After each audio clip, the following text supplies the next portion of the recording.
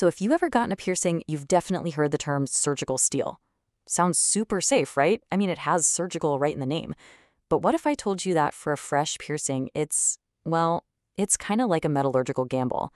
We are about to dive deep into the hidden science of the metals we put in our bodies, and trust me, you're probably going to be surprised by what we find. So let's get right to it. Is this surgical steel stuff really the best choice for a new piercing? We're going to put that common idea to the test and see what the actual science has to say. And the answer? Yeah, it might just change how you think about body jewelry forever. Okay, so here's how we're going to break it all down. First, we're going to tackle that whole surgical steel question. Then we're going to zoom in, like way in, on what's inside the most common type, 316L. After that, we'll get into the titanium advantage. And finally, we'll look at the data and see what the pros recommend. All right, let's kick things off. This term, surgical steel. You hear it everywhere, but honestly, it's more of a marketing phrase than a real medical standard. It can mean a few different things, but in the piercing world, it almost always points to one specific alloy. And that alloy is 316L stainless steel. At its heart, it's an iron-based metal mix. Now, its secret weapon against rust is this super thin, invisible layer of chromium oxide on the surface. You can think of it like a tiny protective force field. But, and this is a big but, that force field has a major weakness. Now we're going to put this metal under the microscope. This is where it gets really, really interesting, because the potential problem with 316L steel isn't what you can see on the surface. It's what's locked away deep inside. Okay, to get this, we have to talk about its internal structure. 316L steel has something called an austenitic crystalline lattice. Just think of it as a microscopic, cage-like structure that holds all the different metals in the alloy together. Kind of like an intricate little bird cage, except instead of a bird, it's holding something way more reactive. And here's the kicker. While that lattice is strong, it's also a cage holding a potential troublemaker. An element that, if it manages to escape, can cause a serious, serious reaction with your body. So what are we talking about here? Well, it makes up a pretty huge chunk of the alloy. We're talking somewhere between 10 and 14%, to be exact.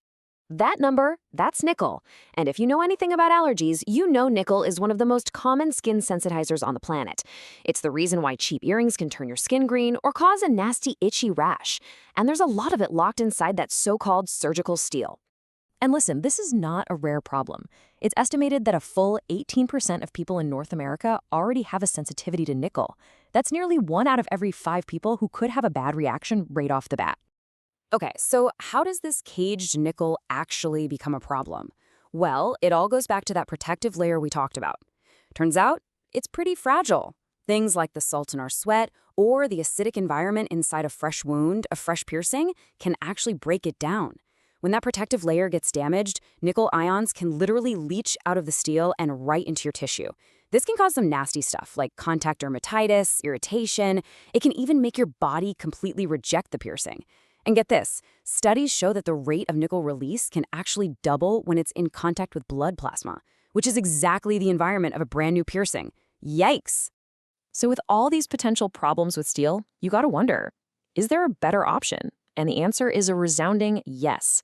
This brings us to Section 3 and the hero of our story, implant-grade titanium. If steel is the gamble, titanium is the safe bet. And the reason why? It all comes down to its incredible stability. I mean, this comparison says it all, right? Steel's protective layer is like a thin coat of paint that can easily be chipped away, exposing all that reactive metal underneath. But titanium's oxide layer, oh man, it's more like the skin on a Terminator. It is incredibly tough, and it's self-healing. If it gets scratched, it instantly rebuilds a new protective layer, keeping the metal completely locked away from your body.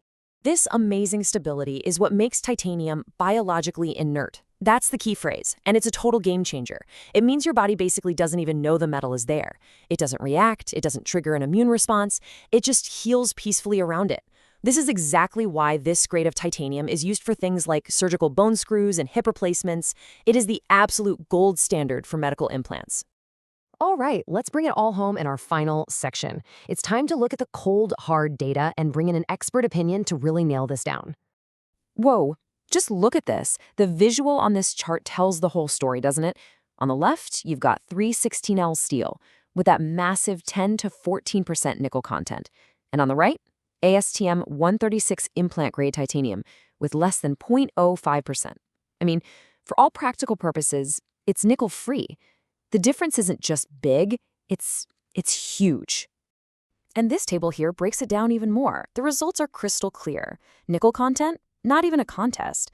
Biocompatibility? You've got a risk of sensitization with steel versus, well, biologically inert with titanium.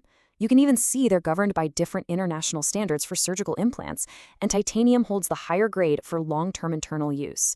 I mean, across the board, titanium is the undisputed champion for a safe initial piercing.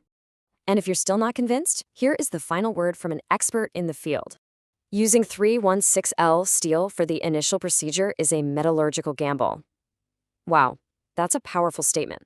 The recommendation is a titanium-first policy to stop a nickel sensitivity from ever starting. And that's the key, right? It's not just about avoiding a reaction if you're already allergic, it's about preventing a lifelong allergy from ever developing in the first place.